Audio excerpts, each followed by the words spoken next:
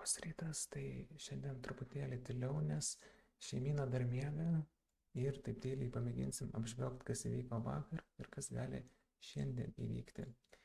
Tai pradėkime nuo to, kad mes jau uždarėm mūsų Peanut Longą pilnai ir po to paskelbiau grupėje zoną, nuo kurios galim bouncint. Tai mes tą zoną gavom, įlipau į longą dar kartą. Manau, ne vienas iš mūsų narių taip pat įlipo į longą, tai visus rezultatus ir viską rasit mūsų telegrame Oskaras Trading. Labai kol kas gražu. Aišku, nėra ko džiaugtis, nes mes galim gauti double bottom, bet jeigu ką, įlipsim dar kartą į tradą ir dar su geresniu entry. Tačiau prie mūsų prisijungiant, tokius rezultatus ir tokius signalus galit gauti. Peanut tikrai atrodo labai stipriai, vien tik tai, kad jisai bouncina nuo šitos zonos FIBO.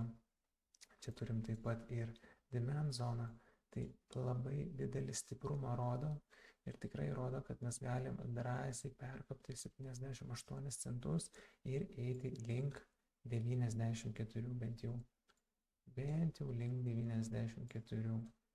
Link šitos zonos, nes šitą zoną iš vis nėra ką veikti pereiti, bet link jo 94 būtų pats tas visa šita pilkoji zona. Tai turim kol kas labai gražų longą, updatinsiu jūs, kaip su juo seksis ir ką, paskutinė diena prieš šventes, tai gražių kūčių, kalėdų, o jeigu norit per atostogas realiai pradėti naują karjerą, naują gyvenimą, ar bent jau papildomai užsidirbti, tai prisijungit prie mūsų. Vakar prisijungė labai daug naujų narių, tai tiesiog užsukit į Telegramą Oskaras Trading, viską pamatysit patys. Ir gražių ir ramių švenčių. Ir tikiuosi, kad prisijungsit prie mūsų taip pat ir turėsit tokius pat rezultatus.